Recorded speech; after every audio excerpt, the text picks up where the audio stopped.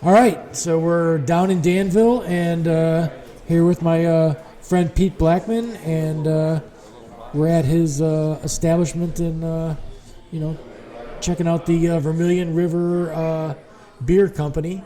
Which, how long's this place been going there, Pete?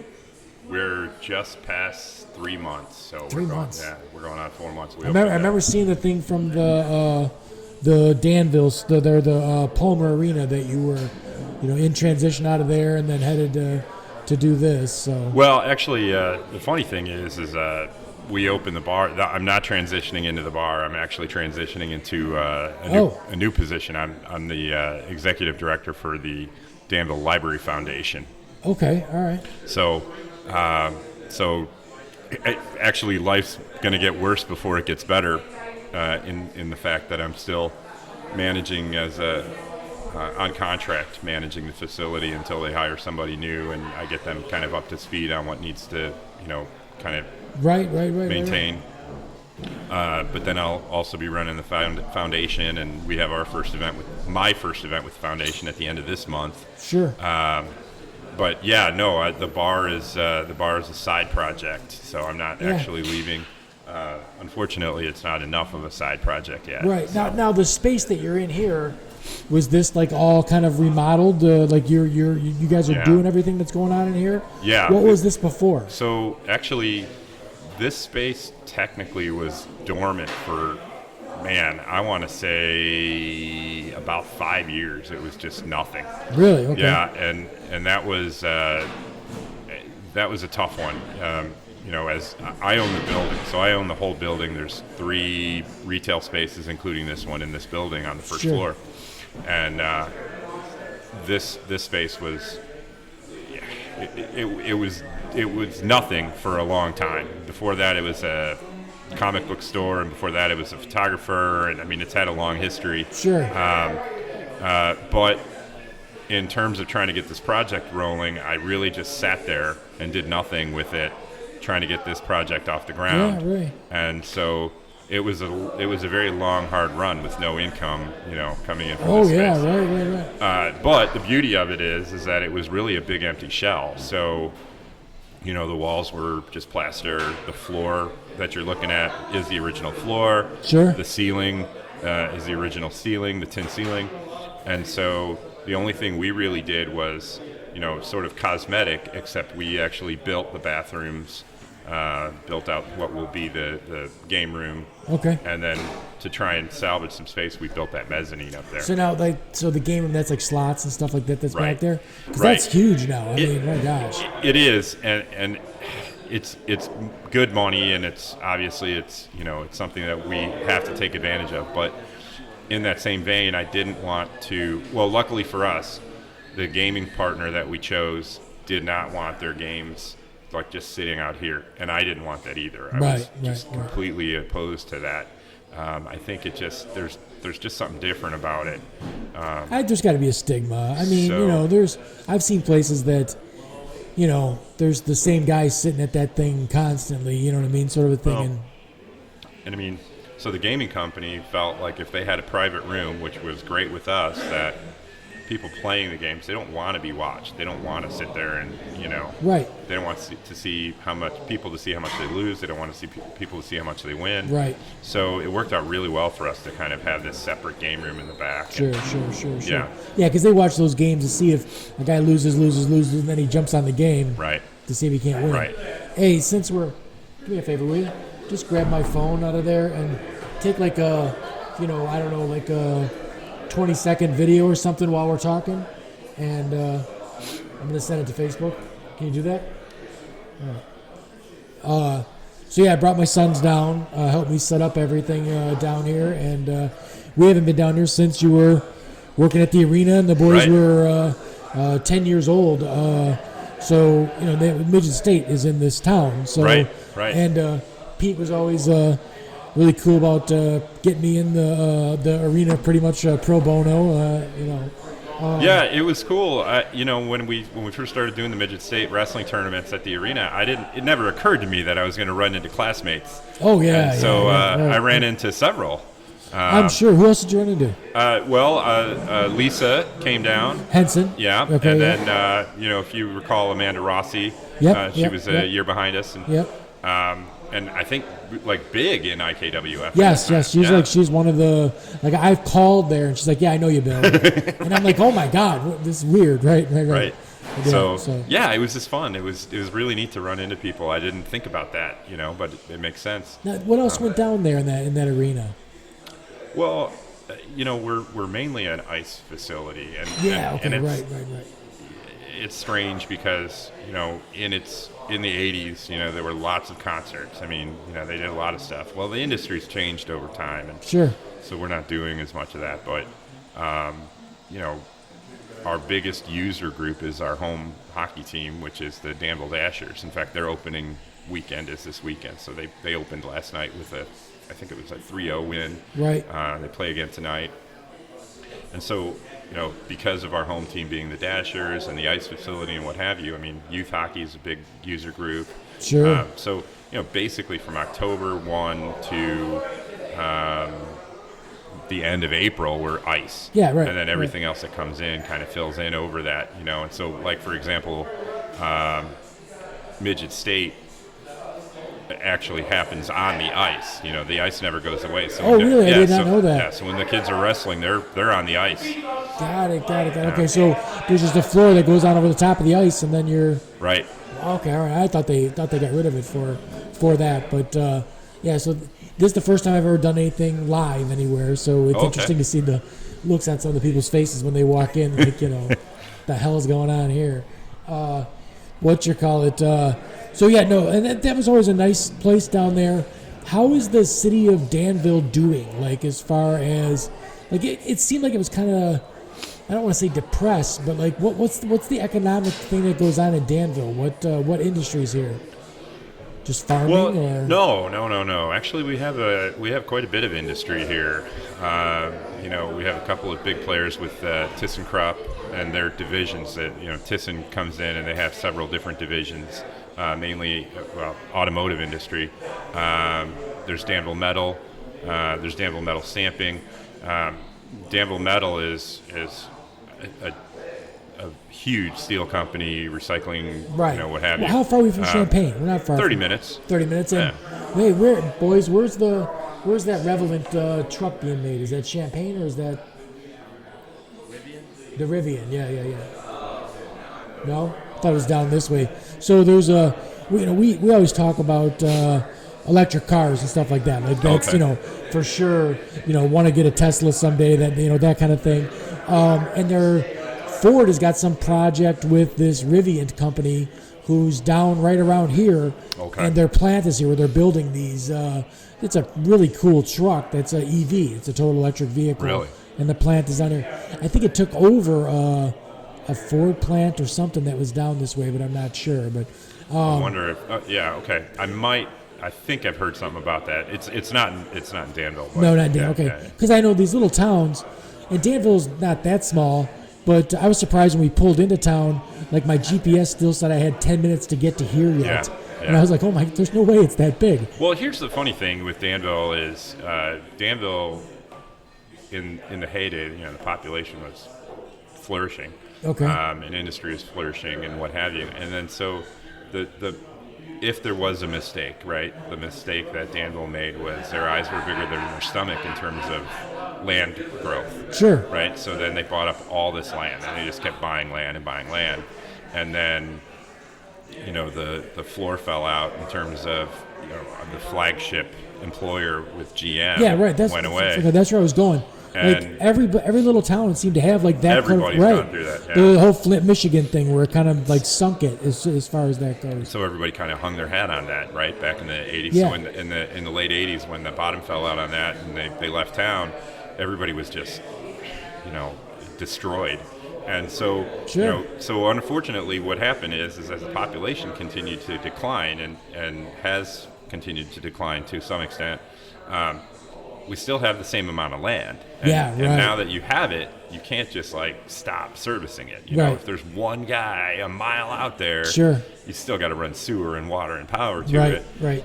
So things just kind of got crazy. And the funny thing is in my opinion, it's not the economic side of things. So when we talk about when they talk about, depressed or what have you, I almost feel like it's a psychological thing.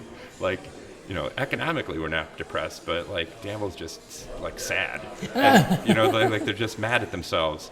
And what's funny is to me as a guy not from here originally, as an outside observer, Danville is beyond humble, right? I mean, they're not boastful as a community. They don't sit there and say like, we're better than whatever. We don't. Sure.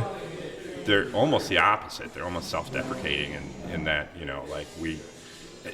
it's like, let's say, it's like I picture a guy like lifting weights, right? Okay. And he's like benching, or lifting, hundreds of pounds. Sure. And the whole time he's like, I can't do this.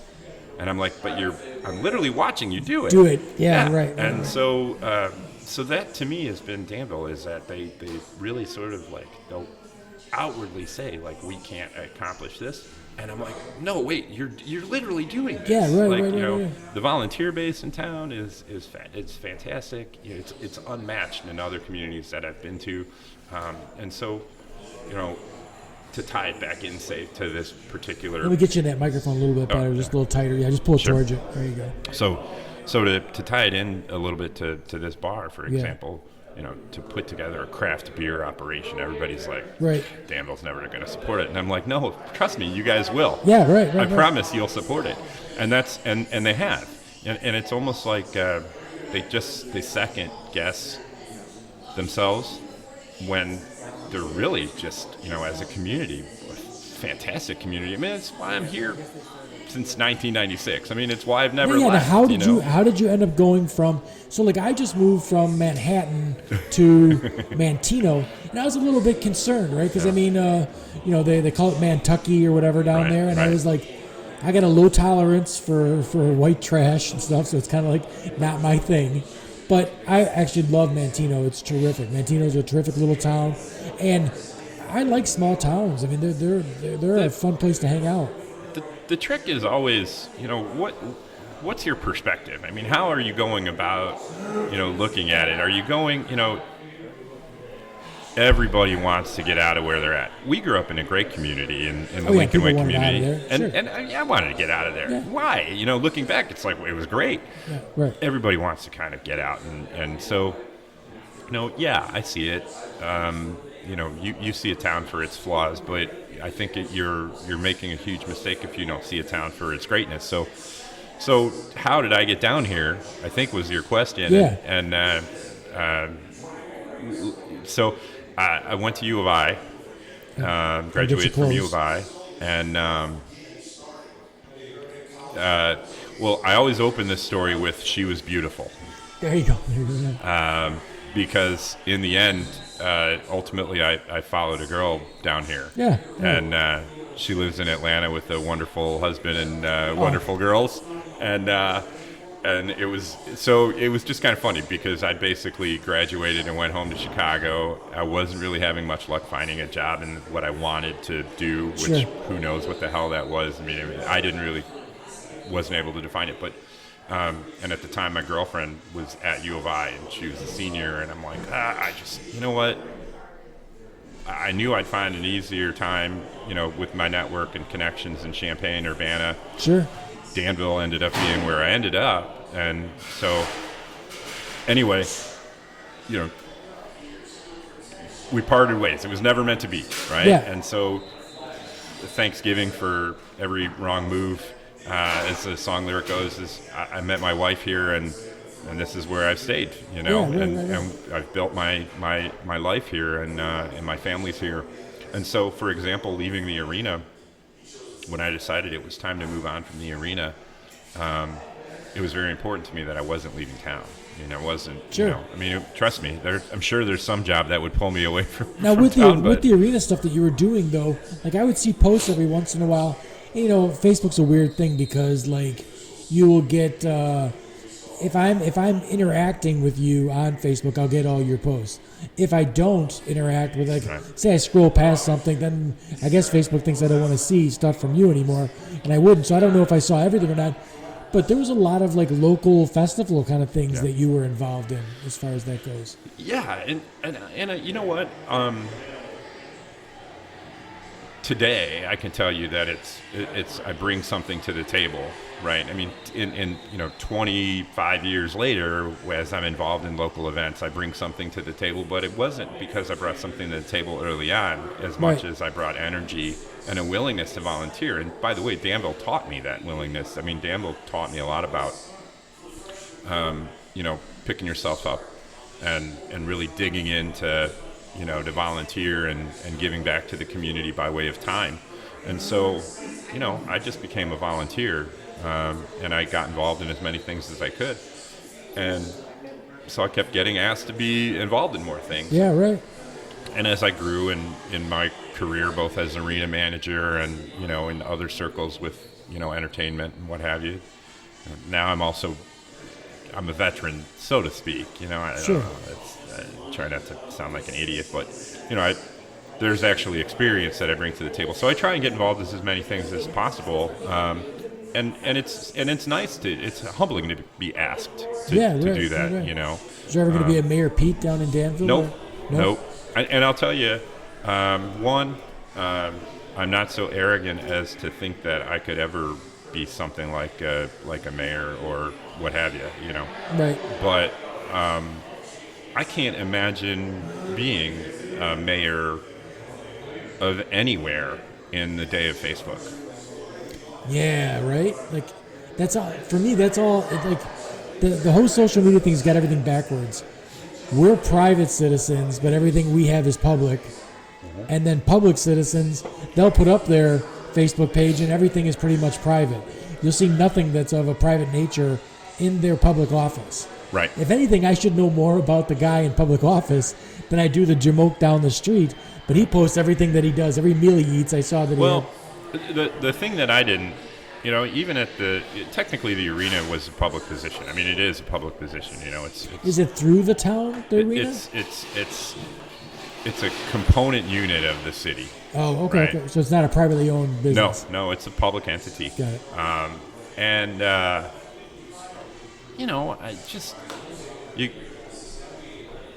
It's very easy for somebody to just say, like, this guy sucks, and suddenly it's a bandwagon of just gets out of control. And so the people, individuals, human beings are one thing, and they're beautiful, and you get to know people. The public has become a mob. Yeah, I think it's always been a mob. And so, people are awesome, but the public is a strange thing. Right. And I don't know. I can't imagine. It was hard enough as arena manager just putting up with sort of the one-offs of, Pete sucks or whatever. And then everyone tries to get like everyone on the playground to not like you. Yeah, sort of I actually looked up. I don't know if I bought it or not. I bought a bunch of websites, but I think one of the websites I bought was I think I bought PeteSucks.com. Nice. I think I did. I don't remember. But I mean, I'm small in that, the arena manager is a small thing. Sure. I can't imagine being the mayor. I can't imagine being. I'm sure it's demanding. I mean, it's just easy to throw some just shit comment out there, and everybody's like, yes, and also he's a murderer. Oh, you know what I mean? Right. And it just gets out of control. Sure. So, all right, so what are we drinking here? Is this me on this side? Yeah. Hey, Sonny, could you throw me one of the tall one at least? Yeah.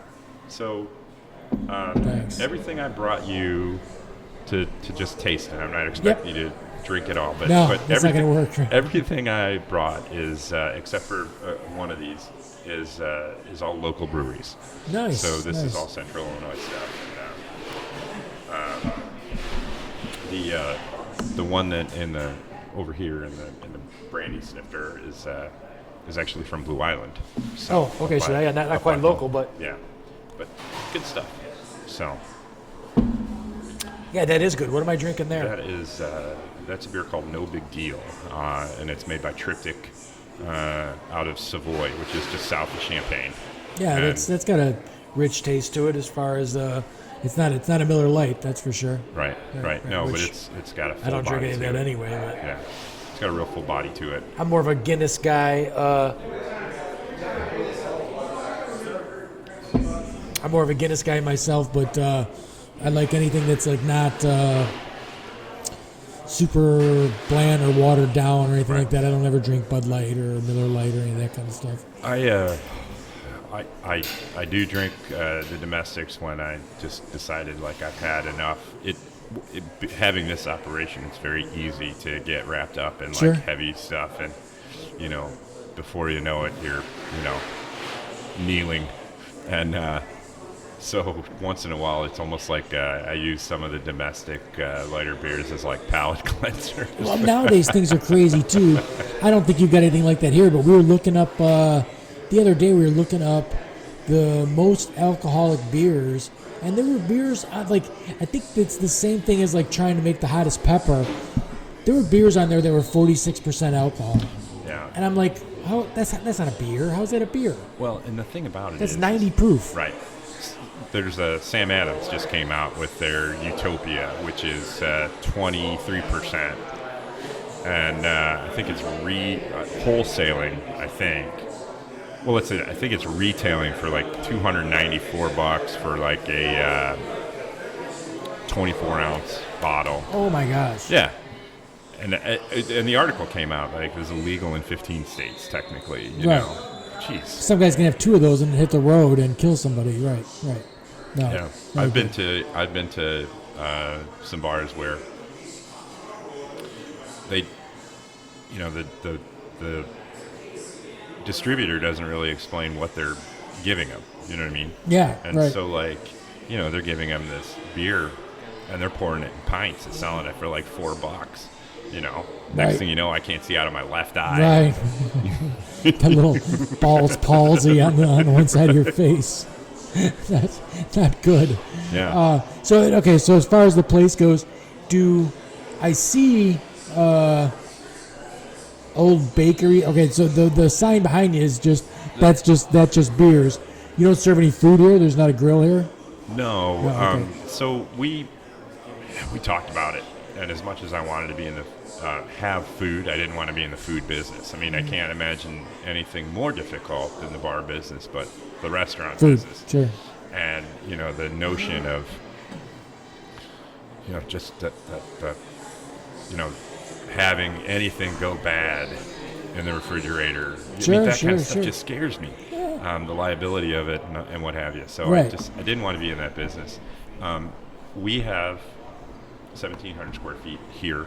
Okay. And then we have a very nice lease next door with the lot, the open lot next door. Okay. And that's It's like a garden area, like an outside area? Yeah, it's Nice. it's undeveloped, but it's like 5,000 square feet of outdoor space that we haven't developed yet. But parked on that is a food truck that makes wonderful food. Love and Cup food truck.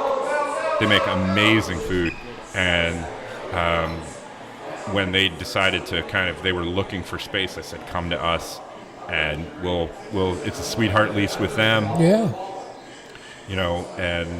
And they open for special events for us, or typically they're opening for lunch Monday through, they're growing that, so ideally they're going to be open for lunch all the time. We're going to be open earlier once sort of the gaming comes in. Sure. And then ideally like that partnership will grow organically, so that we incentivize them to be open more hours, and it's fruitful for them to That's do it. it. And how is that down here as far as like a food truck goes? Are there tons of food trucks or just a couple? Not in town. I mean, Right. there's we've got a lot of barbecue cookers, Sure. and they're all very good, but we don't have a lot of food trucks. We don't have a lot of people doing anything really too different. There are a couple good ones, but not 30 minutes over to Champaign and you've got quite a few. Sure. Now, what's the strip here that we're on? It's like an old part of town, really pretty. I mean, there's an arch out there that's like Geez, that thing looks like it's 100 years old for sure. Is there more nightlife going on? So, like, Saturday night walking down here, is there a couple places to hop to? Or Yeah, so coincidentally, 20 plus years ago, when I first moved to town, my job was downtown development director. So before I was at the arena, I was the director for downtown.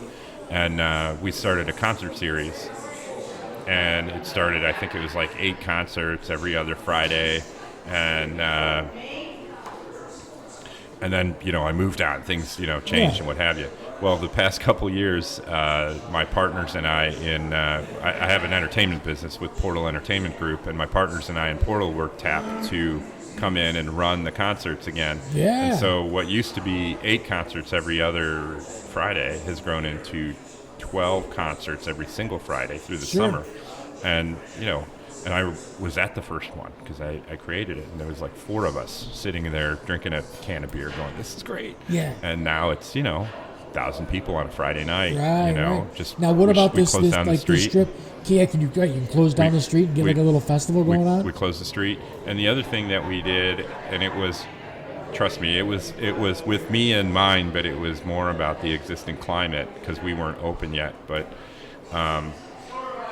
you could walk down the alley to a bar. There's a great bar in the alley. And people would go there. There's a bar at these events, for example, but you could go down the alley and buy whatever you wanted and then walk back down with it. Yeah, right, sure. But technically it wasn't legal, right? Got it. So we went to the city and I said, hey, listen, 1, it should be legal, but 2, I'm about ready to open a bar, and I guarantee you with my luck, I'll be the one that gets in trouble. Sure. So why don't we just make this, do this? And so we became an open container district on special event nights, so that the bars. So you give them to-go cups. So you can walk outside, and and it's sort of decriminalizing alcohol a little bit. Yeah, you know what I mean? Yeah, because you've got those people that they're not in it to just pound beer; they want to drink while they're pushing their cart, their baby, stroller. They're not looking to pound. They're just looking to enjoy a good beer. Sure. So we ended up doing an open container district. So anyway, on Friday nights in the summer, this place is packed, and we were lucky. We were lucky that we forced ourselves to be open by the last few concerts, and it really made a difference. And, I'm sure. Yeah. Right. So fortunately, by coincidence, I also happened to run the downtown concerts. The place that I used to work for when I first moved to town. It's a good coincidence. And they're a good group too. So and like last night, for example, is they started doing First Fridays, which is a thing with a lot of communities. And they started doing First Fridays, and last night was the 2nd annual Potter Fest, the Harry Potter thing. Oh, wow. Okay. So. Okay, is that why at the theater they're playing Harry Potter? So the theater that you saw coming into town, like this old time. So there's Danville's like a really old town. There's an old time movie theater down there, and when we came in, it was like Harry Potter and the Sorcerer's Stone. Like I'm thinking, I'm not a Harry Potter guy, but I'm thinking that movie's about 10 years old. I think it's got to be older than that. Yeah, maybe. I don't even know. Right. But so the theater, on another tangent, the theater has just opened up after decades of decay. How is it inside? Is it in one of those nice old theaters? It's just opened up in the middle of September. Oh, geez, so just opened up. Almost completely renovated. Nice. Thanks to the millions of dollars of one individual. Really? Yes. Wow. So we had this whole community has had a number of benefactors. I'd say. And Julius Hegler was one of those, and it was that individual who's recently passed away, but he pumped millions into that renovation, and it literally went from stagnation to just over a year, I think. Millions. Wow. In just over a year. Wow, that's nice. That's great. You walk into that theater and you think you're in some other town. It's gorgeous. So and it's historic. they restored it to the old. It's restored. and then they up I'm guessing the audio and video is much better than it was. They did, yeah. No, it's state of the art meets historic. Nice. Building. Those are always And awesome. So a thing like that opened up. We had Potter Fest down here, and last night we challenged, like it was us and another couple bars, and we were like one house at Harry Potter, and they were another house. We didn't even know what any of that meant. All we knew is we were buying into the energy. Sure. So we were decorated. We were all dressed up like, nerds. Nice. Anyway, but we had fun with it, and it's those kinds of things that are really sort of helping not only drive business through our door as a new bar, but business through the downtown, and things like the Fisher. And there's a wonderful restaurant in the first block called the Heron, which is also historic in terms of its design. The feel of downtown is really sort of coming through a renaissance. Oh, I think the more festival kind of stuff that you do, whether summertime walking down here, if there's an art festival or something like that, every town's got artists in it, or anything, and then they can have a beer and all the other stuff. Now, I'm not a smoker, but what happens when pot becomes legal in Illinois for recreational use? Will bars be able to, because you can't smoke tobacco inside of a bar, or even in a garden area, right? You can't smoke tobacco. Honestly, I have I don't have any issues with smoking. I don't have any issues with pot. I don't have any issues with vaping. I don't want it inside. No. Are there now? You're a bar owner. Are there different rules for vaping than there are for smoking? Well, as far as I know, it's fine inside. Honestly, the vaping's fine inside. I couldn't tell you. Yeah, I wouldn't. Okay. I can tell you this. I don't really, tell anybody anything. I don't want it.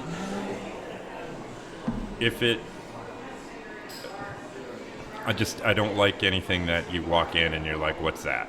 Got it. It's we grew up in a time where, I went to California when I was 22, and California was one of the first places that you couldn't smoke inside at all, and it was foreign. I didn't smoke, but I was super surprised to go into a bar and everybody's standing outside the bar smoking, and then you go inside and no one's smoking, and the guy's like, you got to keep going outside, and I'm like, for what? And they're like, well, it's illegal in the whole state of California to be inside, which then it worked its way through the rest of the country, and you can't smoke inside anywhere.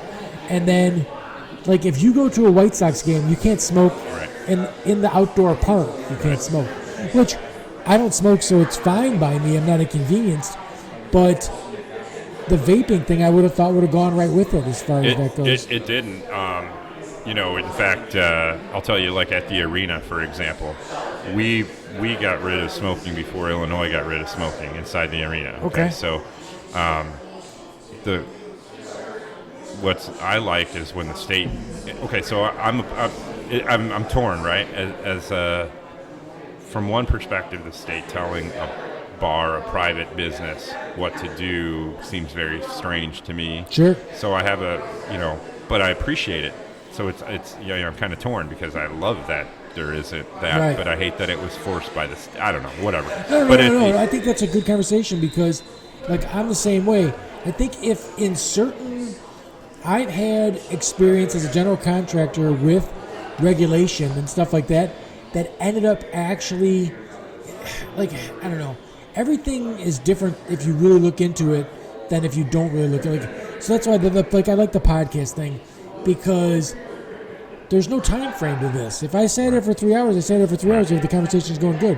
But whenever you see something on the news or even an article, it's usually condensed down so you can take it in a short period of time. Regulation where we're from, the Lincoln Way area, kind of hit the Lincoln Way area when I was in my 20s. And right before it hit, you'd be a general contractor, and it was a breeze. Everything was, they just showed up with green stickers, and there was a guy in his car that waved me over, never came into the job, gave me the green sticker to keep going. And I'm like, all righty. And, I knew the guy, he knew that we did good work, but, still, why don't you come check it out? It kind of made me feel funny. Regulation, all of a sudden they fired all those guys. They brought in all kinds of regulators, and a lot of guys lost their businesses. They couldn't do it anymore. So they were out of there. but it turned out only the shitty ones were gone. Right. So it like made it better. It really made it better in the end.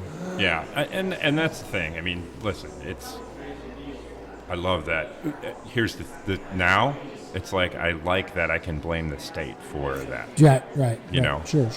And it's on. And honestly, I kind of wish the state now would say like, all right, no vaping, because then I can blame them. Sure. And here's the thing with vaping, I don't really. Again, fundamentally, whatever. It doesn't bother me. But I've seen that situation. I've witnessed it where, the guy comes in and he's like blowing this cloud of smoke intentionally to just, because he can. Yes, right. And, and you want to just slap him. I mean, it's kind of sad. I think they look pretentious as all hell. I do. I really look at them. I'm like, oh, you douchebag. But, and I mean, okay, so I've had, I'm not a smoker, so like I'm biased in that situation. I've had people that were tobacco, regular Marlboro smokers that switched to vaping because they didn't want all the chemicals that were in the tar and everything else. And if that's what's working for them, more power to you. But, for me, it all just looks dumb. Some of it is obnoxious, though, too, the smell. Like, I mean, I'm like, dude, chill on the peach. Like, oh my gosh. Yeah, the blueberry crunch. I thought you were fruity when I saw you. Now I know you are. It's strange. Now I've also seen people go through the phase, like they're done with it. They're past the yeah. So, I agree. I mean, if it is this, here's the thing, and I say this only because I'm not convinced yet. Like I think the verdict's still out, right? I mean, we're not going to know for still some time. On what? On like if it's dangerous for you? Right. I mean, I say if it is truly a healthy alternative and gets you out of smoking, that is cool. But is there something else that's just as bad that we're not aware? I don't know. Right, because there's articles out there, but I was just made aware of this by Laura Valinga, friend of ours growing up, who she vapes, and I didn't know any of it. So I was like, from the articles I saw, I thought it was deadly. Like I saw all these articles where kids like hold up a thing and they're on all the oxygen and everything else. And she's like, some of those are just big tobacco, like, beating it down as far as that goes because they're losing clientele. Right. Which seems crazy because you'd think that the same tobacco companies would be involved in the vaping industry. It seems like government always drags its feet long enough for them to switch over. Like big oil is heavily invested in wind and solar, and they just change over to now we're your dealer for that. Right. So, they're going to make their millions no matter what. But yeah, so that was a question. The vaping thing for a bar does seem like something that could be intrusive. Yeah. As far as that goes. I think it is. Let's say this. I think it's if you say smoking is intrusive, I say so. It all is. Oh yeah. You know what I mean? I grew up with a smoker, my dad, and when people smoke, light up a cigarette, it doesn't really bother me. It's like not that big of a deal, especially outside. Like I really could care less. Yeah, no, it doesn't faze me. No. But I will say that walking into or walking out of a bar and not smelling like a smoke. That's nice. Yeah, right, nice. Right. So again, I mean, fundamentally, it's like you suck, but this is kind of cool. Yes, right. So. Oh, that's good. And I mean, no cigarette machine in the bar either, which, when we were kids, there was always a cigarette machine in the bar. Oh, yeah. And then, and beers changed too. I mean, when we were kids, you went in the bar, there was Old Style and Pabst and Schlitz and... that's funny. Hold on 1 sec. Sure. Hey, Rob,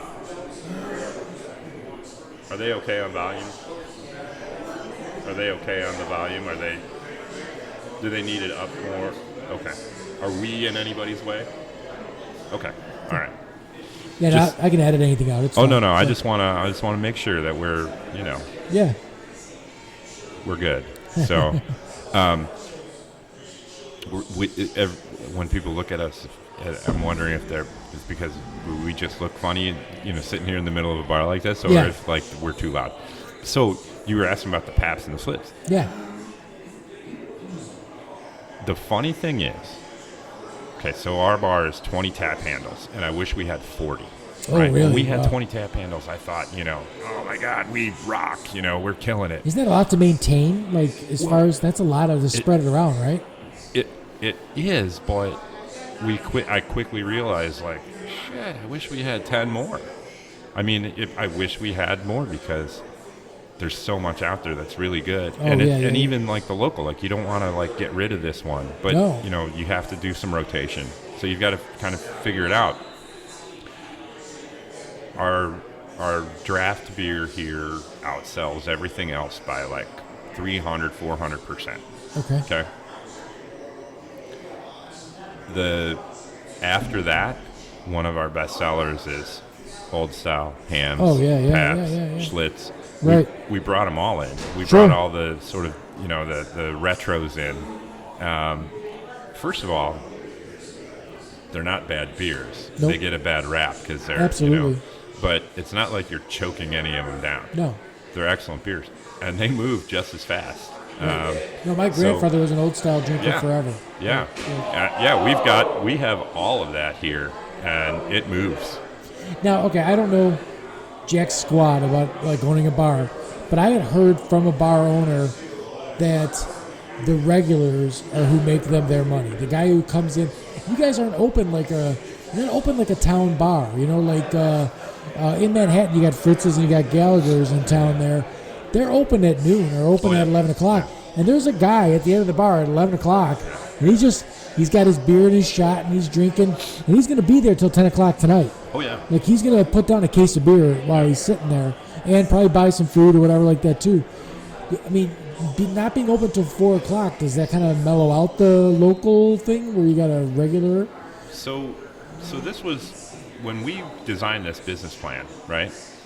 The way that the majority of our funding is private investment. Okay. So we actually don't have a bank note. Oh, right. Okay. So the majority of what we did is private investing. When we went to the private investors, if we were to say, hey, we want you to help us buy that bar down the street, Okay. they'd have laughed us out of the office. They'd get out. I'm not here, What we did was create something very new and very different. Sure. So for starters, we never had a regular. It's not like we bought a bar with a bunch of regulars. You buy a bar and then there's like you also own those three guys that you're talking about. Yeah. No, we didn't have any clientele. But we also knew that what we were going to do, that we wouldn't have had investors in it. So not being open till 4 doesn't necessarily affect us because we didn't have a before and after. Sure. Right? So the public knows us as being open at 4. Right. And you also have to understand that generally, and this is again, we're just trying to differentiate ourselves. It's not better. It's not whatever. We're not. I hate adjectives when we describe our. That person's not coming here to drink a $4 pint or a $5 pint or a $6 pint. No. So we're not losing that person because they were never common. Right. Well, when I learned one of the truest statements I've learned in retail is it's not about gaining a bigger piece of the pie. It's about owning 100% of the piece of the pie that you have. Sure. It's a good And point. so we never wanted to go after other people's clientele. I mean, first of all, that's just being an a-hole. Yeah, right. Sure. But secondly, that wasn't what we were ever going to do. We weren't, we weren't going to buy the bar down the street. We also weren't going to be the next, design ourselves to be the bar down the street. We were totally something different. And so we see people that don't go anywhere else. Okay. Just because they want to come in and they want to slow down and they want to have, a healthy, 6-7% beer and right. and pay a little bit more No, for it. the other places there in town are more your local hole in the wall kind of bars. Then, right? And they're my places. I mean, they're the places that I still go to. Sure. but yeah, I mean, they're different. Yeah, you know, right. And so, you know, but the loyalty that we're developing are brand new people that weren't somewhere else. Sure. And so, you know, they come here. Yeah, right. And so we're building a loyal client base and trying to get their business 100% of the time, instead of trying to like say like, you guys should come here instead of over there. You know. Now, are you having fun doing it so far? You're 3 months into it. Has it been a good time, or has it been? I mean, I think a lot of people go into something. I know guys that are really into fishing. They convince themselves that they want to buy a bait and tackle place, and they never get to fish again. Right. Or, you know, they buy a resort, and it's like, I'm like, dude, you just bought the thing that's busy when your season to do that thing is going on. Right. So yes, you can't do that thing.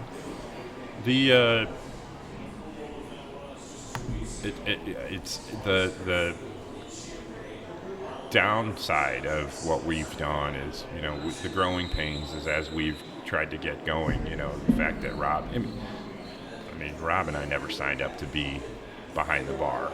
Sure. That was never part of it.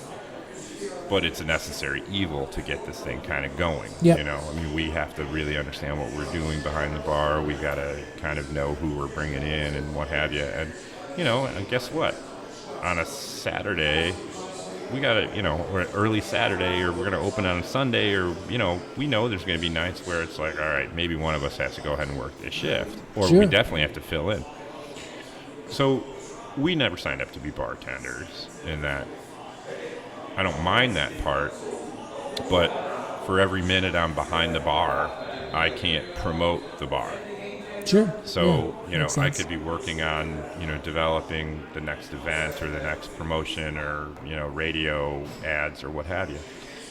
But if I'm behind the bar, you know, it's not happening. Or and it sounds like the things that you're doing as far as the promotion goes, that'd help everybody on the street. You know, if you're developing something that's going on here, then it's going to spill over to other people. So, I mean, getting along with you're actually what would be normally considered your competition, but it's not really your competition, is probably works out pretty good for you as far as that goes. It was great. So the owner at the other, you know, like I said, we did a little Harry Potter thing last night. So things finally kind of calmed down here. What house were you here? We were Slytherin. Well, you guys are the bad guys. Yeah, we were the Slytherin Alumni Club. There you go. And so we were for the adult nerds. Right. So my favorite South Park scenes is they're all dressed up like Lord of the Rings stuff, and they walk past a bunch of kids dressed up like Harry Potter, and like, hey, nerds. You know, the funny thing is, I went ahead and played Star Wars on the big screen over there because I couldn't find anything else. And I'm like, hey, who gives a damn? It's all, you know. It's nerd food. Yeah, right.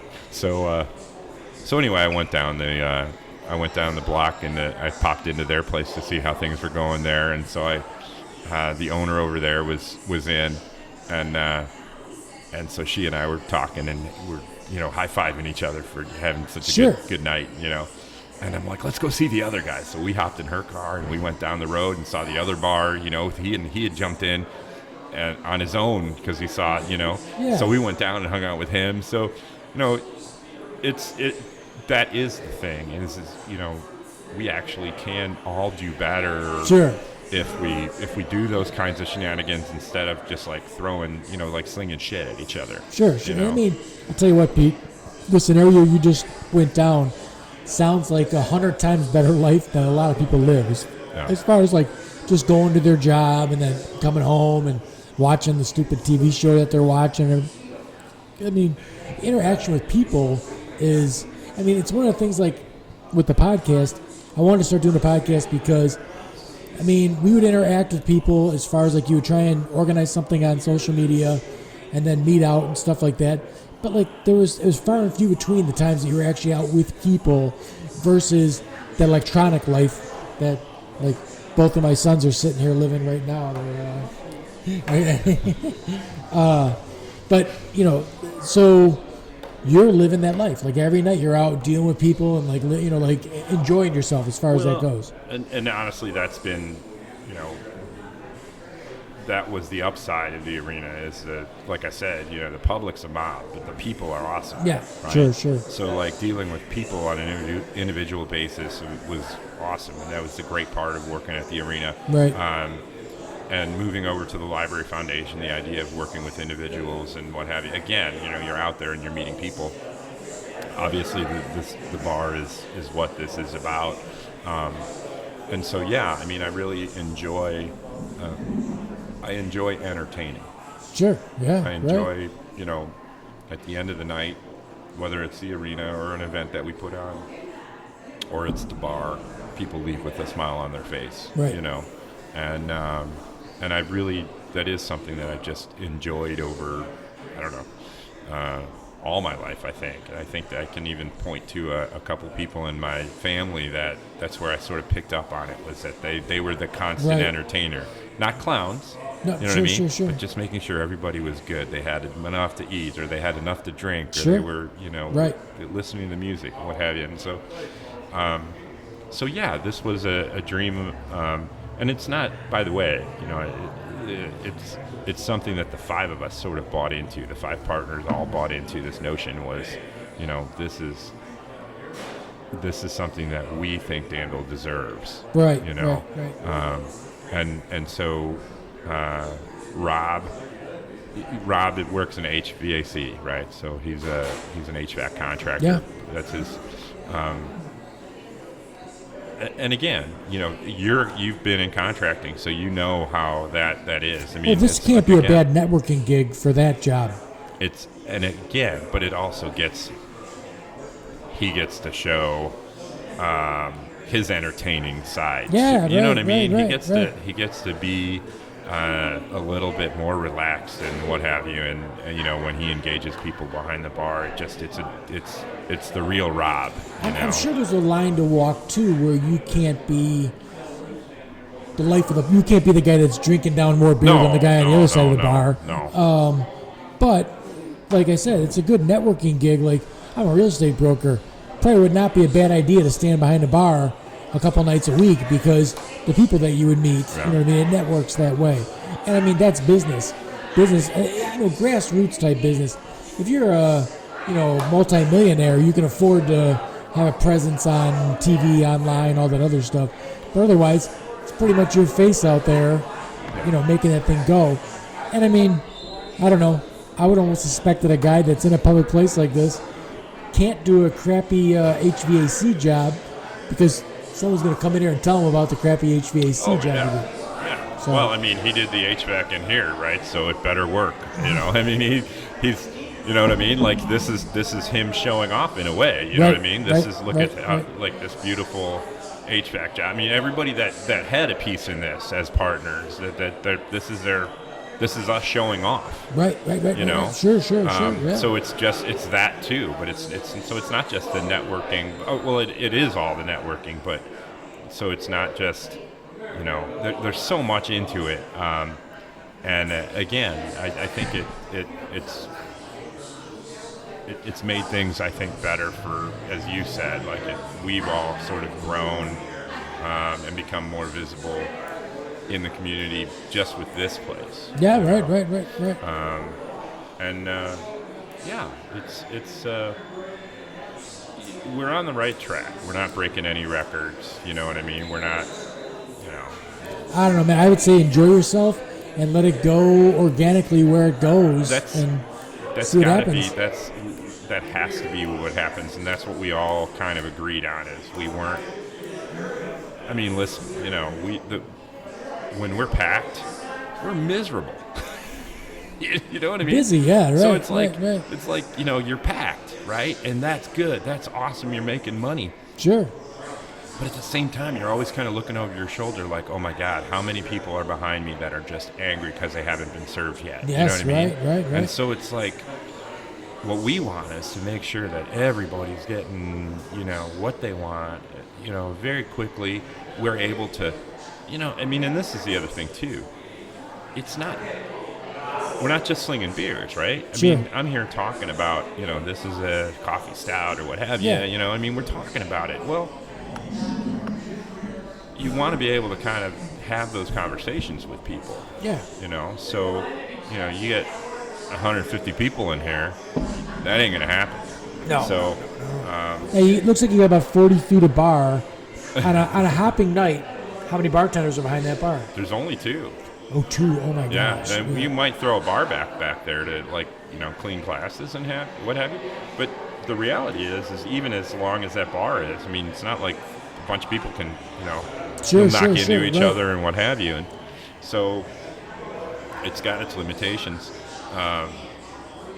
And again, yes, we want to be busy all the time, but at the same time, it's like we want to make sure that the customer doesn't feel like they're part of a mob. Yeah, honestly, this doesn't seem like the kind of business, if I went into it, I would not go into it. If I was like, all right, I've had many talks with my sons about, what you're going to do for a living and stuff like that. Owning a bar would not be something I'd be like, all right, I'm going to own a bar, and somehow that's going to make me into a millionaire. I would own the bar because that's the lifestyle that I'd want to live, to own that bar. And I think that I always feel sorry for someone who goes into something purely for, this is what I'm going to make a shit ton of money at. Yeah. Because, I don't know, when you're all done with that, what did you really do? If you're a guy that goes into finance, and yeah, you made a $50 million living out of the situation. When you're all done and over with, and I know there's people out there that are probably like, oh, if I could just get $50 million. I think your life's a more fulfilling thing if you had plenty of times you got to have laughs and talks and everything else with people, and you made a living doing it. Yeah. Versus, a guy that made millions of dollars and he was miserable the entire time that he was doing it. So. Well, I'll tell you, I've done a lot of stupid shit business-wise, and my wife will just roll her eyes and go like, really? And lately, I feel like I've, had her on my side more than not. Yeah. But when I described this concept, the project of the bar, what we were talking about doing,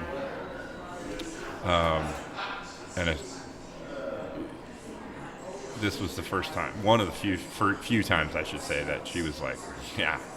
Really? Yeah. That's good. And that seems like a weird one to be supportive of too. A lot Right. of drunk women, a lot of, it's a situation that's probably not optimal. Well, I think, again, Rob and I, for example, and I mentioned Rob more than any of the other partners. The other partners are out of town. But, all the partners were integral, but Rob comes up quite a bit because... Just throw it here. Rob comes up quite a bit because he and I are here in town. I think so. But, as the two of us never said, like, wouldn't it be great to own a bar? And Yeah. We'd drink all the time. And that was never he never had that mentality. I never had that mentality. This bar, and in fact, by the way, when it did start, it was like, okay, we think this could make money. The craft beer was like sort of a light bulb, like that came on a little bit later on. And thank God it did, because that was when, like, for example, Laura came on board and she's like, yes, because we weren't just going to start like the next, fraternity kind of watering hole. Sure, yeah. We were going to start something that offered some people just something different, period. Just an option that you've not been to in Danville, you know what I mean? Yeah. And we found, as we started this, as we grew through this, we realized that demographic is not what we thought it was. That demographic of the craft beer drinker is much broader. Oh, I think honestly, if you could.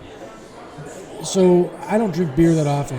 I've kind of turned into a whiskey drinker, where I drink whiskey on the regular. Oh, if I drink, I'm not even a big drinker. But if I'm going to drink beer, I'm gonna have something that has some flavor. It better pay I off. just tasted that coffee stout. I'm not a coffee drinker. That tastes terrific. Yeah. That's a great tasting. So I'll break it all the way down to, I like to go to if I go to like Mariano's, just the regular grocery store, I'm like, show me something awesome to drink. Right. Like anything that you've got in here that's different than just your regular green tea or something like that. I love that stuff. So if you had somebody at a bar and like, all right, listen, I know you're here for your Peps or whatever like that, but just taste this stuff because it is, for me at least, it's so much better.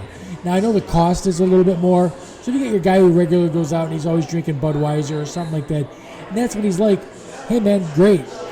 But if you want to taste something that is, you know, I mean, you've just there's a 6-pack of different stuff sitting in front of me here, and that tall one.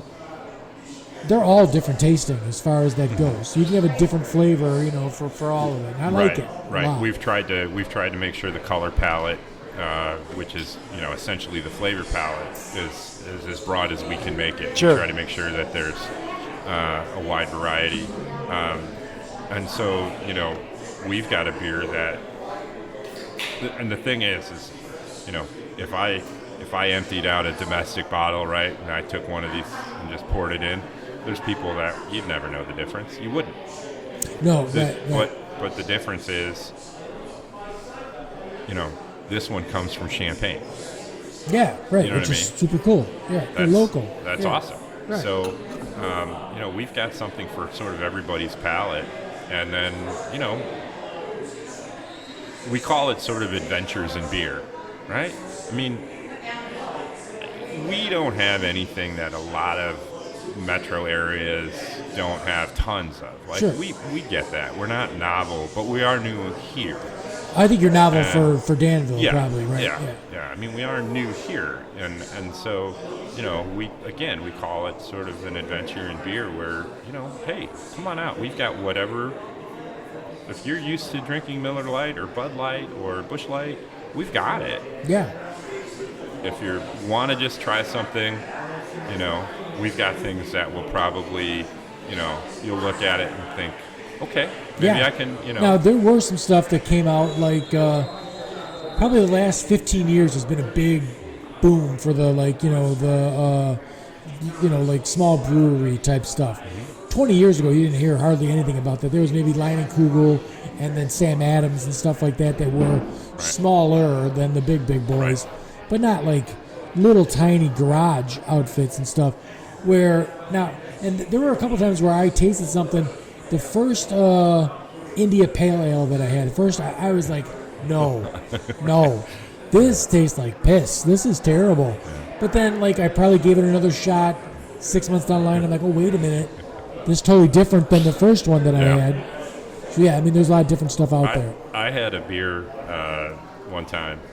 I went to a restaurant, and I had a beer, and it looked like this, right? Okay. And it was delicious. And I was eating at this restaurant before I was going next door to a concert at like a little outdoor beer garden concert. And I walked into the bar, and I see the same tap handle, okay?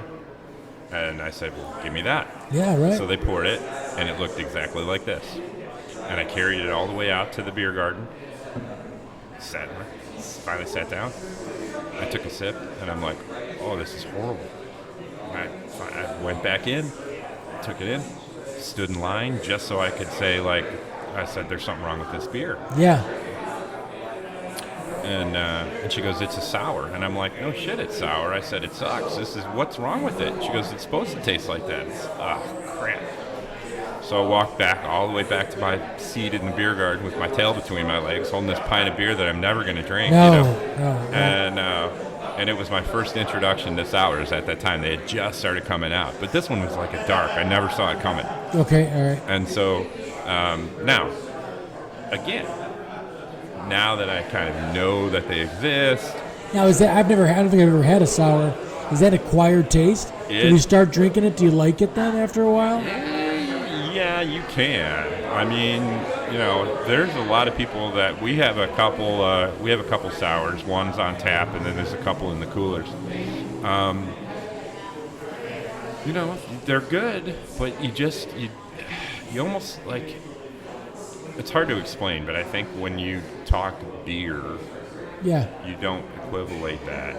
No. You know? No.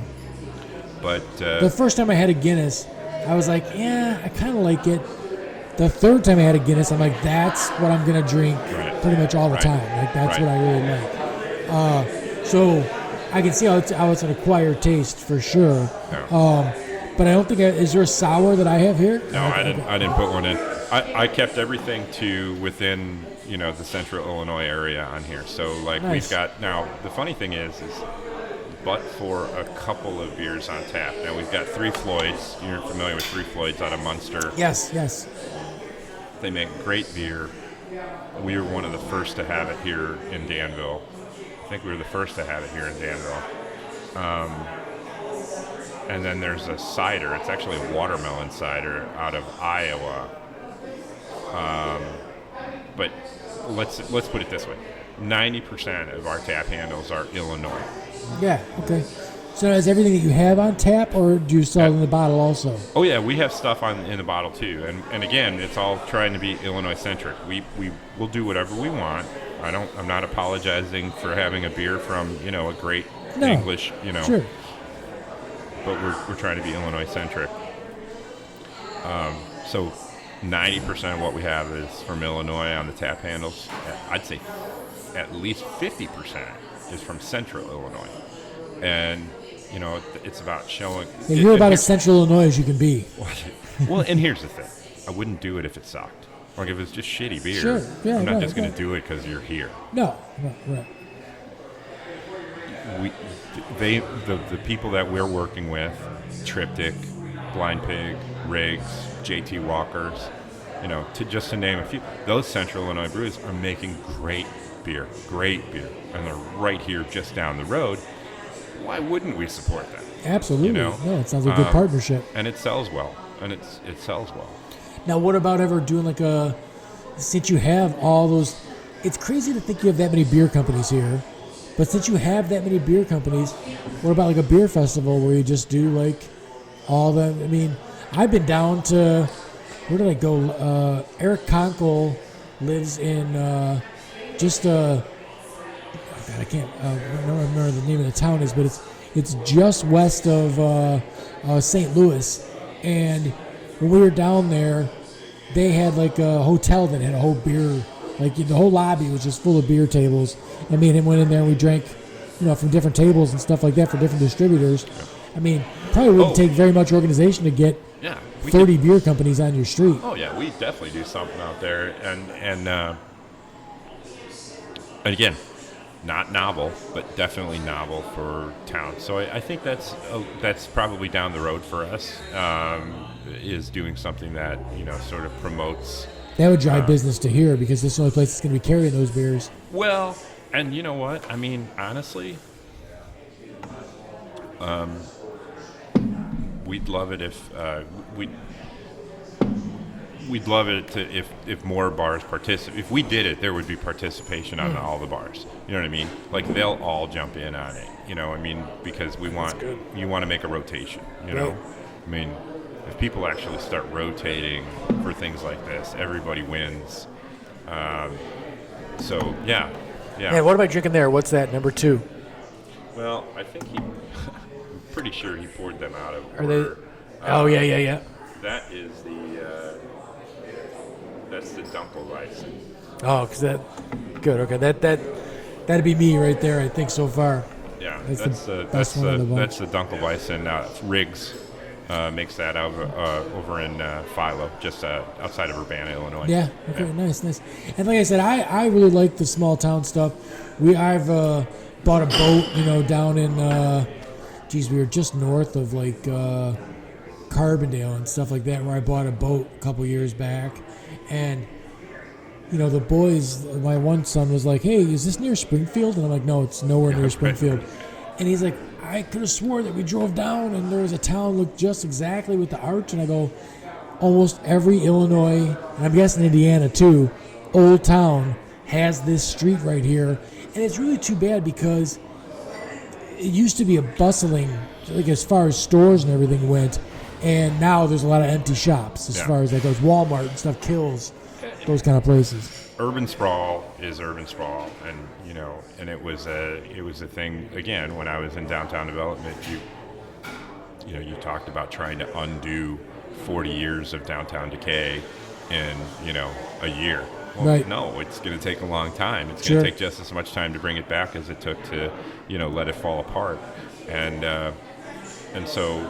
Yeah, I mean, there's a lot of towns like this, and some have done some wonderful things with their downtowns, and some have just kind of abandoned it, and you get what you get. I think Danville's in that resurgence. The Fisher Theater, as I mentioned before, doesn't hurt things. I mean, what it does is it gives people visible hope. Like it literally says, like, oh my God, this is here. Right. Downtown is viable. Right.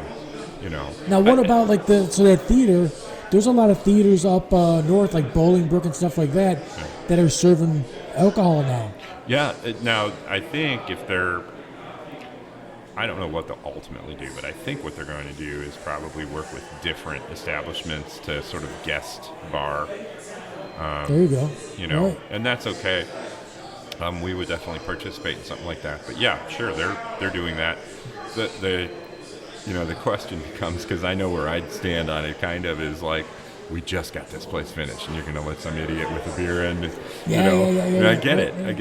I think it's terrific to go to a movie and have a beer. My only problem at 48 years old is I go have a couple beers and I put my feet up, I'm going to sleep. Right. It's not doing me any good. I look at it like, I look at it more like, when am I going to have to pee? That too.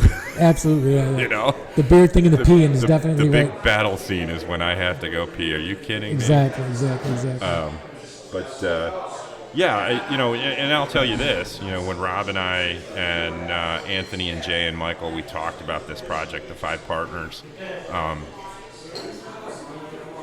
this space, this location in Danville was the only place it was ever going to happen. We were not interested in some outbuilding. We were not interested in any other location in town. Where maybe greater populations are. It had to be here. It would have lost. You can walk in this place and almost get the impression that this place has been here for a long time. Sure. It would have been completely unbelievable and unrealistic anywhere else in town. Sure. And I've made no bones about the idea that we're totally going to fabricate our own history. We're totally going to completely take over the narrative and pretend like this has been part of the fabric of Danville.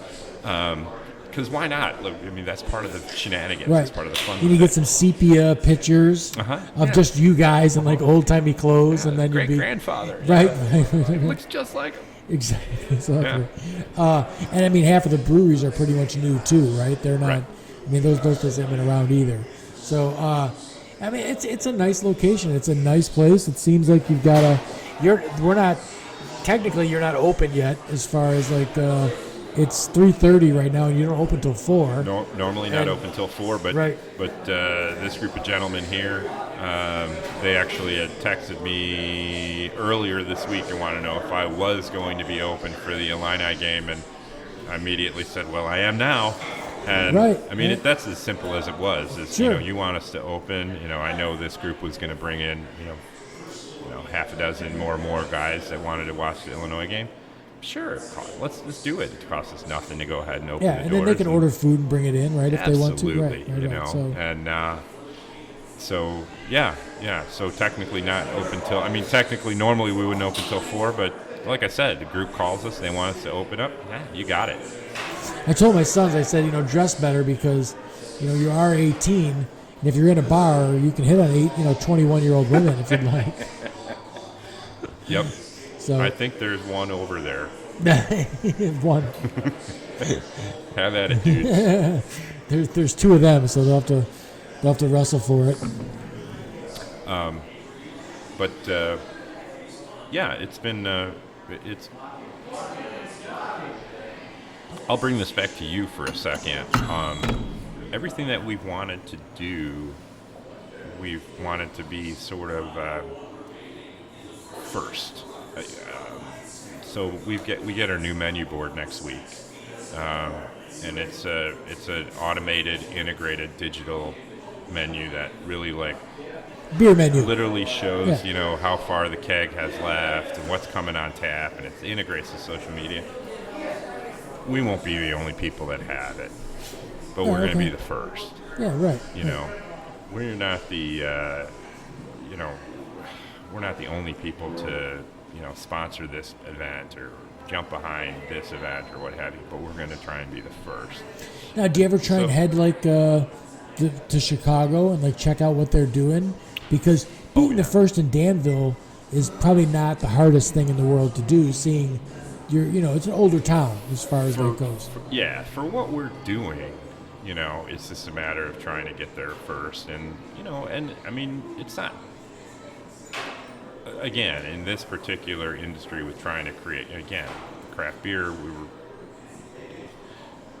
doing what we've done was first. And so, no, not really that hard, but I don't know how to say that without sounding like we're completely, I don't know. I don't want to sound like we're. I don't know. I'm trying to figure out how to make that not sound like we're complete douchebags. But no, I don't think that's the vibe that goes on in here at all. But it just was an idea. So for example, as I said, to bring it back to you, the idea of as I watched you do this podcast, it started going okay. What if we had somebody regularly doing their podcast from here? Right. And so it was watching you, and the thing about it was your subject matter was that there was no theme. It was you wanting to talk to people as humans, and Yep, I do, because as humans we don't have enough time to. If I saw you even at the arena and I had an hour to sit there with you, I couldn't get into a deep conversation about what you're doing. Got a minute. Right, no. And it's interesting to hear about what someone's doing. I don't even care if it ends up, if 15 years from now it ends up being a failed adventure or something like that. It's still an interesting thing that how you come up with it and everything else. I guarantee. So the podcast has been doing better than I thought. I mean, I had 14,000 minutes just on YouTube last month that people were watching the videos. And I don't know, I think I do almost as good on just the audio version that someone's listening to in headphones walking as I do with the YouTube one. I like the YouTube one because, I think people they want to check in and see what does this guy look like, sort of a thing. But there's somebody out there that owning a bar is one of those things that oh my gosh, I think almost anybody with any sort of social skills would have a blast doing. Yeah. So there's somebody out there who's I like to own a bar. I'd really like it for not to fail, sort of thing. So if they if for just an hour and a half or 2 hours, they're well, I'm going to check out this podcast of this guy to open a bar and see what kind of angle he took on opening a bar and what they talked about, and maybe it'll just plant a seed of an idea for somebody. So that became way more appealing to me than I used to spend I don't know, sometime almost every day arguing with somebody on Facebook. Right. And I'm so over that. It's not even you don't get to know anybody on there. I don't know, your human interaction with the time that we're on this rock for me is worth something. Right, I mean, if I leave the planet and I never made millions of dollars, but I had 1,000 really cool conversations, I ought to be thrilled about that as far as that goes. So when you said something about coming down here, I'm like, you know what? Hell yeah! I haven't done that yet to go anywhere, but I'll gladly go down and have a talk. Yeah. Well, and the funny thing is I in fact, I think I argued with you on Facebook on more than one occasion. Sure. And have since realized that, I don't think I think that way anymore. Funny enough. But, I just, it was why? I didn't get it anymore. Well, anymore, it's difficult for me anymore because I'm confused. I was perfectly fine to argue ideology with people that I thought had an ideology. And then once the new president came along, I'm not sure what their ideology is anymore because he doesn't have that ideology, but they love him to death. Like, he can do no wrong, and he doesn't have the same ideology. So, like, I just don't get... I don't know what kind of conversation I'm going to have with those people anymore anyway, because you're not a conservative if you're a Trump supporter. You're just not. Like, he's not a conservative guy. They're running $1 trillion deficit right now. That's not a conservative. You shouldn't be doing that. You know what I mean? Especially if the economy's good. So I just don't. I still enjoy having conversations with my friends that are Trump supporters. I just can't put my finger on what the appeal is. I somewhere along the line, I don't know. I really gave up on the notion of the labels. You know what I mean? Yeah, like absolutely. The Republican, the Democrat. Those labels. Forget the those. The conservative, the liberal. I just the labeling is what really started to really wear thin on me because I know so many people, and I feel so close to so many people that will categorize themselves, and I'm like, gosh, you know. Just think outside the box a little bit, please. You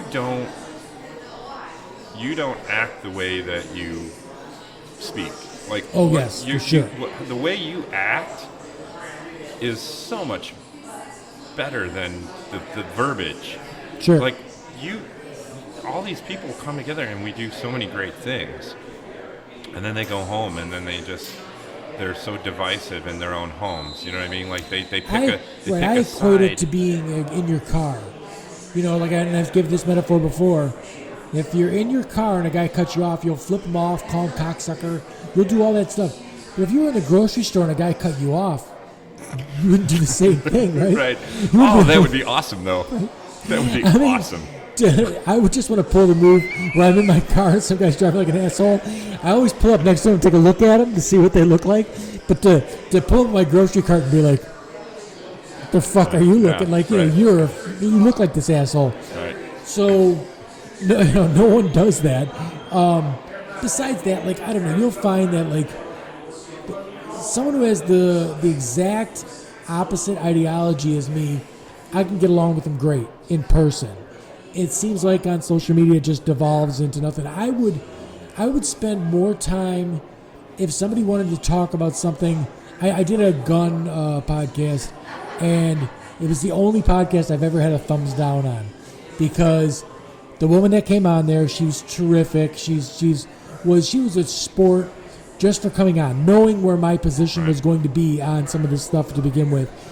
But when she came on, we agreed on more than we disagreed on. Was that Karen? Karen, yeah. Yes. And we were totally cool. We probably talked for an hour and a half before the podcast. We probably talked for an hour and a half, 2 hours after the podcast. It was a terrific time. It was a very nice evening as far as I went. I think people wanted a full-out brawl. They wanted to devolve into someone choking somebody. Right. And they wanted her to say outlandish shit that that she just couldn't do as a reasonable person. And so I actually got someone to give me a thumbs down and something. Everything else, every one of my videos has got a thumbs up on it, which I knew was going to happen. But I would rather engage with somebody in the comments under that video than on social media, because it's a much longer form. If you just listen to the podcast, nothing we said on either side was outrageous at all. Right. And I don't know. I think people. I don't know. I probably could have had a more viral video sort of a situation if it was outrageous, but I'm not interested in that shit. Like, that's not my thing. I mean, again, yeah, right. And then you're just buying in the sensationalism out of it all. And the thing is like, again, as humans, we're all pretty awesome. Yeah. It's so easy to just be so divisive. I take the other avenue. I say we're all pretty lame, but you have something awesome to say. So, like, hey, listen, Dances with the Stars is a very popular TV show. I've never seen an episode. I'll never watch one unless someone kidnaps my ass and forces me to watch that nonsense. That's a waste. Listen, I don't know how long I'll live. I could be 90. I don't know. But I ain't got time for that shit. Like that, Right. I got no shit to do, man. Like that's not gonna happen. So, but there's people out there that not let alone want to watch that. They want to go on social media and comment about it. And I'm like, oh, are you fucking kidding me? Like, get a life, man. Like, I don't want to be a dick, but come on. Like, there's got to be something better than what you're doing. And, like, I would equate it to, like, this. This is terrific, right? I mean, how many nights... I think more people got to get out. There's people right now that are right in the Danville area that instead of sitting home at your house, you should go out and hang out with Pete. I'm serious. You come out and hang out, have a couple laughs. I mean, it behooves your business to make a conversation with someone that's on this side of the bar anyway. So, like, it's an actual life. Come out and have a life. Yeah, and it has been fun. Honestly, when we talk about, like I said, I've met so many new people here. Right. That it's very strange to me because I'm like, I've been here for 25 years, almost 30 years. How would we never run into each other? And oh my gosh, Pete, you've only done this for 3 months. Right. So, like, right. Seasonally, it's got to be different, right? Summer, straight up June has got to be different than August for sure. Yeah. And I mean, you're here in the 3 months where it's August, September, October. Like, those aren't, like, great months as far as, like, street festival type stuff Right. and everything else. Right. I would venture to guess that after you're here for a couple of years, this will be booming as far as that goes. Well, I mean, we hope so. And again, we're not. We always want to keep a certain vibe here. I mean, that's the goal. Is that people come here to relax, and you know what I mean. I've been to places, right, when like my wife and I will go out to dinner, and they're like, well, let's go out, and you go out, and you're like, the second you walk in, you're like angry. You're like, this was a mistake. And it just depends, and I'm sure that's going to happen here. Don't get me wrong, Right. But with that in mind, we always sort of keep that in the back of our mind. Is the last thing we want is somebody walk in and like the music's just killing you, or something is just there's just people are just immediately shut down, Right. and they regret walking in. Oh, yeah, You know what I mean? Right. And that's. So I now, think, what is the vision for the place? What goes on with the place? What else is going to happen here that's going to... what does it grow into? That I reserve the right for us to do completely nut shenanigans. I mean, Yeah. we'll, like for example, we're going to open early on Black Friday. Okay. Which what's the idea there? That people are shopping and they need to have a beer? yeah, an alternative to shopping on Black Friday. God, fuck shopping. Jesus. And at the same time, I think we'll put QVC on the TV. There you go, so yeah. then, but just the idea of having, like, those of you that want to get up at 4 a.m. and go shop, you go for it. Yeah. Actually, you know what? If you want to get up at 4 a.m., we'll be ready for you when you're done shopping at 6. Right. But we just want to have a different vibe and a different, an alternative to getting up shopping on Friday. And that's only because why not? I mean, that to me, that's like one of the dumbest ideas we can come up with. So why we're going to do it. But we'll have live music fairly regularly. We're doing acoustic music on Thursdays for happy hour. Also, and one of the big trends, I don't know about all other places, but I know, for example, Springfield, Illinois is doing a lot of this. Is they're doing early music. They're done by 10 at night. Wow. Okay. Not as a rule, but like a lot of these bars are just doing earlier music. Sure. The fans love it. The bands love it. We're really going to try and do things a little bit earlier. Happy hour, catch people right after work. Even the bands we do, we're going to play a little bit earlier so that, I mean, people don't feel like they're going to go home and then they got to get out at 9 to see the. It just doesn't work. So, Right. But I think that goes along with the overall vibe, is that we're just trying to slow things down a little bit. So you do have live music in here, huh? Yeah. We'll have live music inside and out. Sometimes we'll have the beer garden outside, and put bands out there. So we'll do the bigger stuff outside. Yeah. Smaller stuff inside. Sometimes we've actually closed the front space off here and then just have people come in through the side entrances. It depends, depends on what the show is.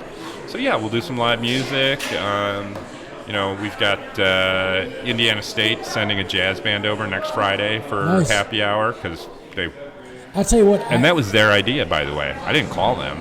Yeah. They're like, this place is great. Yeah. Can we come play jazz for free? Right. Yes. Yeah, absolutely right. Why would I in the world would I tell you no?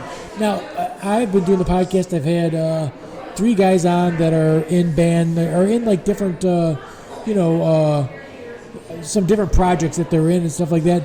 I have been amazed by the music that I've found through these guys has been terrific. Yeah. I mean, finding local music that is good isn't that hard. I mean, I had Bill Kenny, Steve Custer, and Brett Figuera on, and I spent some time listening to all 3 of their music beforehand. I'm like, I dig all this. Yeah. If this was on the radio, I'm positive if I listened to this 3 or 4 times, I would be into this. This would be fine. You need to seek out Barrett Harvey. No, I don't know. No, who's that? Is that he's in our class. Really? Barry, yeah. Barry, I have to look. He's connected with you on social media? I'll look him up. Yeah. Why? What's he doing? So Barrett's a drummer. Okay. So when and actually, one of the cool things about social media, right? Yeah. Was that when I started kind of stumbling on classmates and connecting with classmates, Barrett is a percussionist, a drummer that I was just kind of following. I mean, I just followed, his sort of journey, okay. You know what I mean, on social media. And he's basically he's studied on every continent. He's studied, drums everywhere, yeah. Right?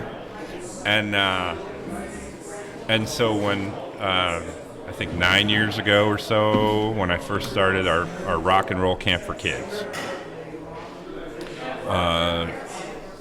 Barry was one of my first calls.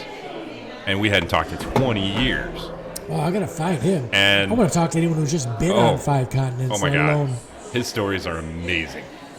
And so I said, I'm starting this rock and roll camp for kids, man, and I would love it if you would be like a guest. Right. And he was absolutely yes, and I've had him back a few times. He's got a great band that he's in. And he came in, and he was our lunch program, right? Brings his kid in, proceeds to do an 8-minute drum solo. And we all just stood there in silence.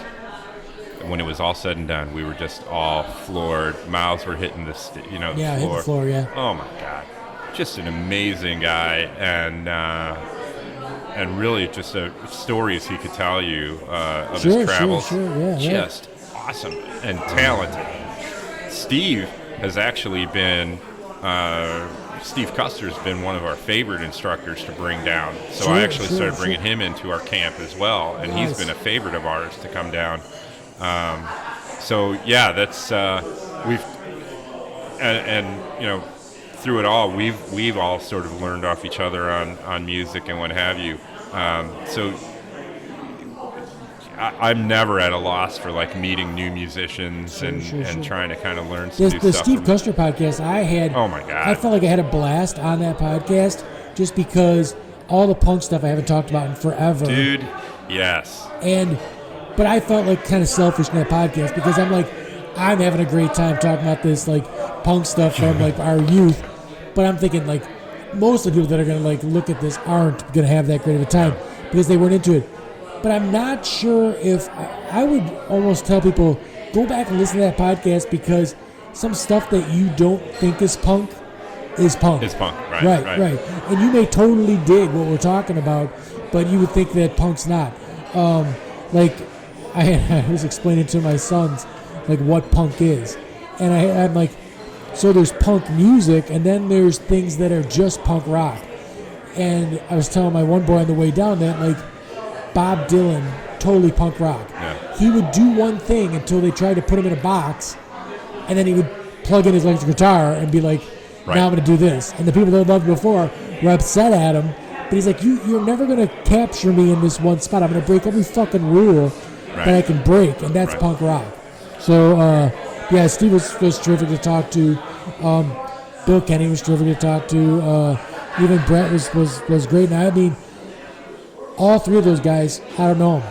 Like, I never knew any of them. And it was a great conversation as far as that goes. Oh, yeah. So, for you to be, in this situation with the bar and everything else, you got to run into characters like those guys all the time. Yeah, and it's funny because when we started the project, everybody's like, "Oh, well, you're Pete Blackmon, and you're going to have all these bands." And I'm like, and in fact, for a second, I'm like, "Yeah," and then I'm like, "No, you know what? I don't think I'm going to do what you think I'm going to do." There you go. And I say that because, again, we're not, this space isn't that large. I mean, it's just not that large. Sure. And so, you put the wrong band in here, and again, that crowd, that couple comes in, and they're just mad at you now. So we're never going to do that, and that's what the outdoor space is for. If we want to have a band, a big band, great. But the vibe is really more sort of this, acoustic feel. And so that's what we're going to sort of inside for the most part. Most of the time, we're going to be an acoustic feel, an acoustic sound. And, but yeah, I mean, trust me, there's people that they're calling and wanting to play. And the thing is it's like, it's not that I'm saying no, it's that, like, we're not having bands every weekend. There's not as many spots available as you might think there are, I might do 3 shows next year. I don't know. Right. We'll have to I'd like to come back down sometime with, try and get a caravan of people to come down to the bar for a night or something like that, because, this was pretty short notice as far as, like, you said it. I'm like, when? Let's figure this out, and I'll go give it a go. Right. But, like, if we plan something out like a month ahead of time, and because it's like an hour and 50-minute ride just for me, and I'm in Mantino. Yeah. So it's a little ways. Do the LW bus trip. Yes, right. Get a little bus going on. Right? So do you get a college crowd here ever then? Not really. I was going to say, you're far enough out. We had a little bit because we opened in the summer, so there were some kids home from college. Right. And I'm sure we'll have a little bit over Thanksgiving or, over the holidays. But no, I mean, we don't see a college crowd. I mean, there's just not, we have the community college, but they're typically under 21. Sure. And so, we don't see people from U of I making the 30-minute ride. Yeah. There's plenty of bars in the college town. Yeah, I mean, holidays and summer vacay, we'll probably, see a lot of that. Coincidentally, that was in our demographic is, the kids coming out of college today, we were drinking Keystone Light, and the kids now are drinking, Two-Hearted Ale. Really? I can't even afford that. Right. And I mean, it's a different... I think I did most of my drinking before I was 21. I mean, I'm pretty sure most of my drinking was done before 21. Where, like, now, I don't know, it sort of takes away the whole fun of it. I shouldn't say fun of it, because I still enjoy the danger element. The danger element, I don't know what it was, but, like, I mean, in my early 20s, I'm probably lying. I probably did plenty of drinking then, too. But at some point, it just became a thing where, like, I'll have a couple beers and stuff like that, but boy, oh boy, at 19, 20 years old, we were really, rocking and rolling. Oh, yeah. I mean, the college bar scene was way too much. Yeah.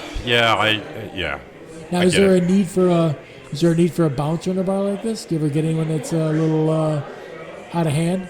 No, I don't. No, we've not. I mean, no pool tables or anything like that, so that's usually a fight starter anyway, as far as that goes. We might actually, in fact, we might actually just go ahead and hire him, Brawler, just to, start fights. There you go. Get a little press in the paper or something like that. Yeah, I mean, if it's too lame, we'll just have Rob hit somebody. Right. Well, that was I'm a big Dean Martin fan, and they were struggling performers.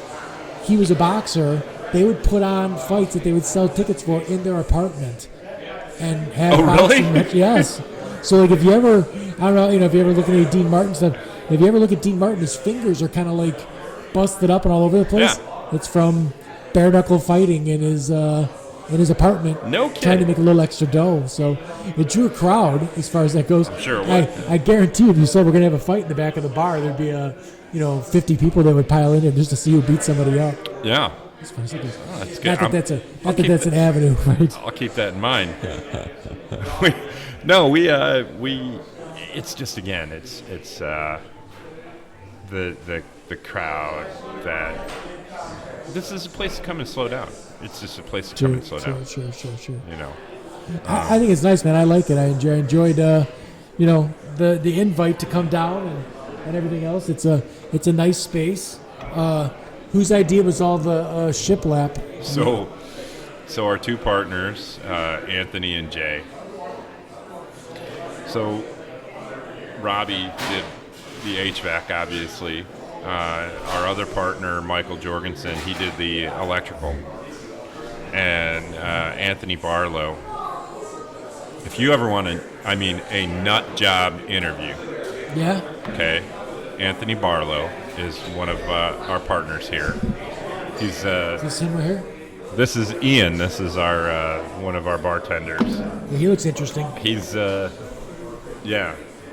He's apparently he's consistently out of laundry because he's always dressing up. He's he's t-shirts and he's out of shirt. He's got the bow tie, the suspenders, and looks like at least a year's worth of beard going on. He's a nice pickup.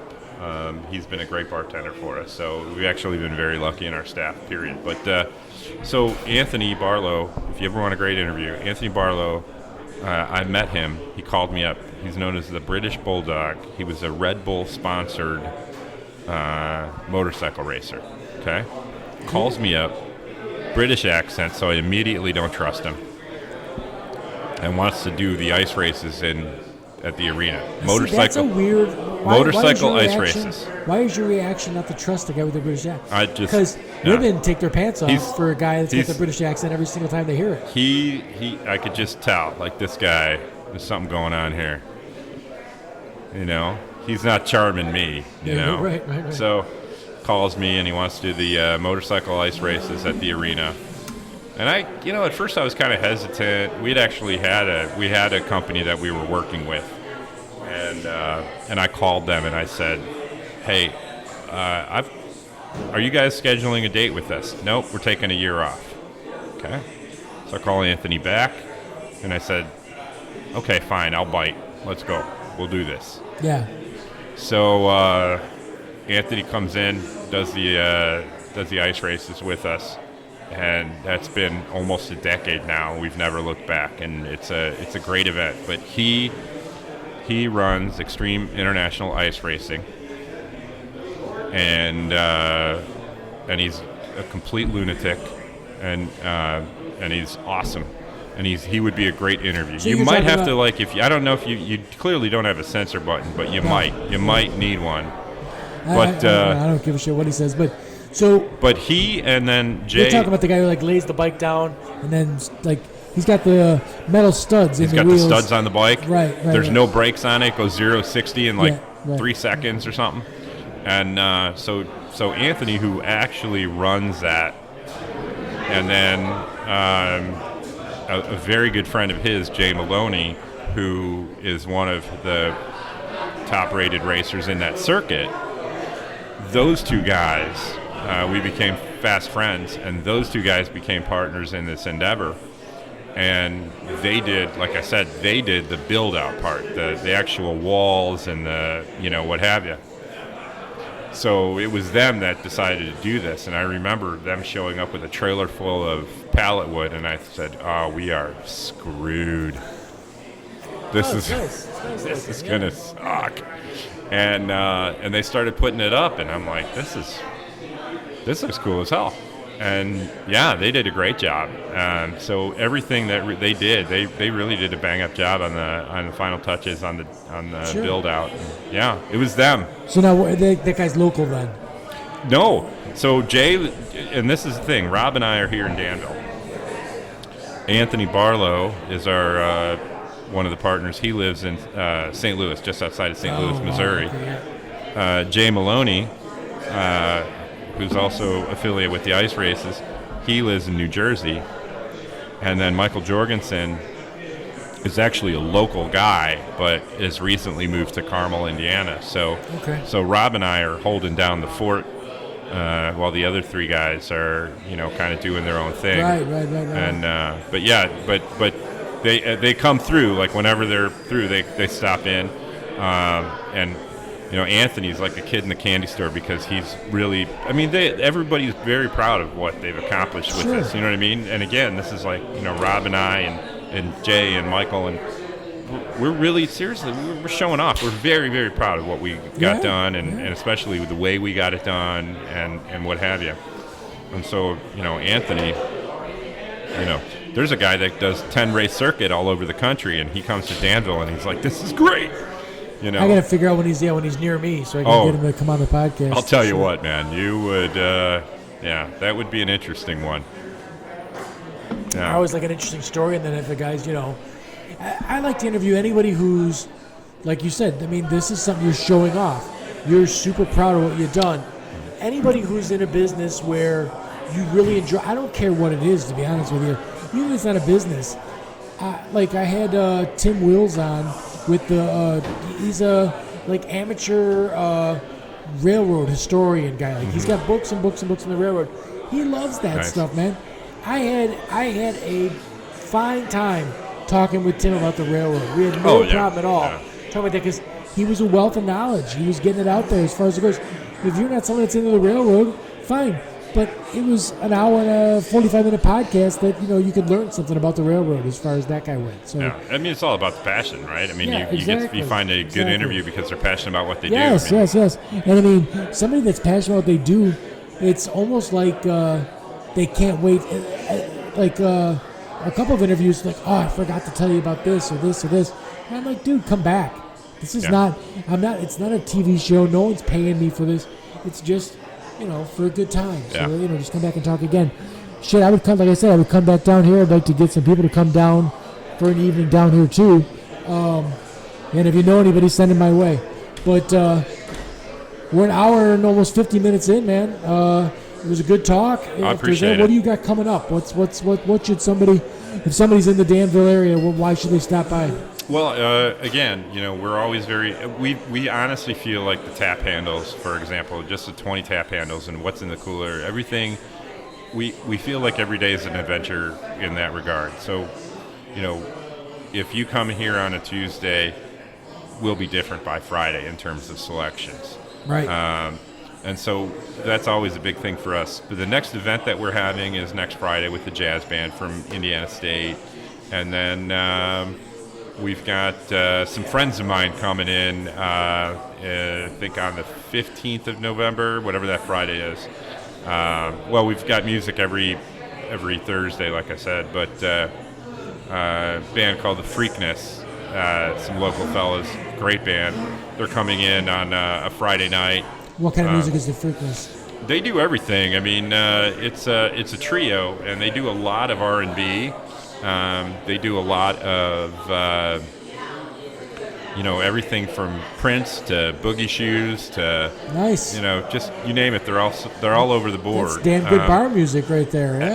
Yeah. And they're all very good friends of ours. They've also been instructors at our rock camp, and we have a pretty tight network. And then the Black Friday event's coming up, and we're still trying to figure out exactly what that means, other than we're going to just pull up. We're actually going to open the bar with a band as early as we can, just shenanigans, Right. And then sometime in December, we'll actually be finally home to an event that I've run for a number of years, and that's the Rat Pack Christmas Party, which is just a silly name for a a benefit for the women's shelter. Okay. And we've been doing it now for 20 years, I think, where, it's the whole idea of making sure that the women at the women's shelter and their kids have a good Christmas.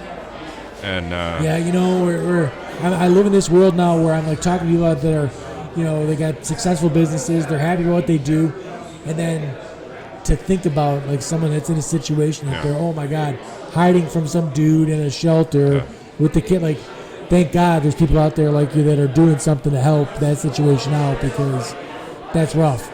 Yeah, that's always been. I don't know. It's just that there's a number of causes that are near and dear to me, but that's always been one, and that's been an annual benefit that we've done. Getting the Christmas lists and wish lists from the kids, and trying to do so as best we can, and making sure that everybody there, they don't get just like soap and shampoo. They get gifts. Yeah, something nice for Christmas, right?